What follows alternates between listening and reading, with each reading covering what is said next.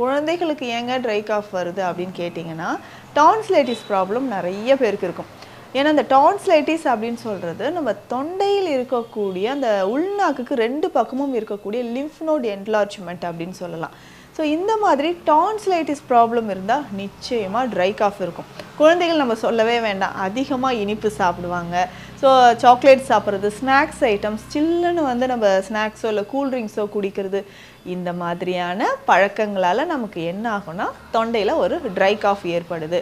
அப்போது இந்த காரணங்களால் அடுத்தது என்ன ஆகும்னா நிச்சயமாக வெயிட் லாஸ் ஆக ஆரம்பிக்கும். எதனால் வெயிட் லாஸ் ஆகுதுன்னா, ஸோ ட்ரை காஃப் இருந்துக்கிட்டே இருக்கும்போது உணவு எடுக்கணும் அப்படின்ற ஒரு உணர்வு நமக்கே வராது.